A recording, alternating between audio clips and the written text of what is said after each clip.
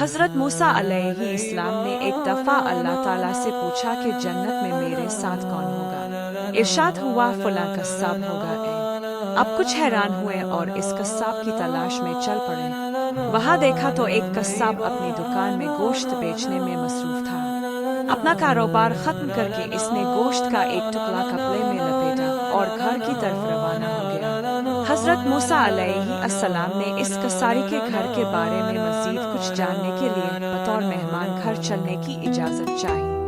گھر پہنچ کر کسائی نے گوشت کو پکایا، پھر روٹی پکا کر اس کے ٹکڑے شوربے میں نرم کیے اور دوسرے کمرے میں چلا گیا جہاں ایک نہایت کمزور بڑھیا پلنگ پر لیٹی ہوئی تھی۔ قصاب نے بمشکل اسے سہارا دے کر اٹھایا اور ایک ایک لقمہ اس کے منہ میں دیتا رہا۔ جب اس نے کھانا تمام کیا تو بڑھیا کا منہ صاف گیا۔ بڑھیا نے قصاب کے کان میں کچھ کہا جس سے سن کر کسائی مسکرایا اور بڑھیا کو واپس لٹا کر باہر آ گیا۔ حضرت موسیٰ علیہ السلام جو یہ سب کچھ دیکھ رہے تھے اپنے قصاب سے پوچھا یہ عورت کون ہے اور اس نے تیرے کان میں کیا کہا جس پر تو مسکرا دیا۔ قصاب بولا اے اجنبی الف یہ عورت میری ماں ہے۔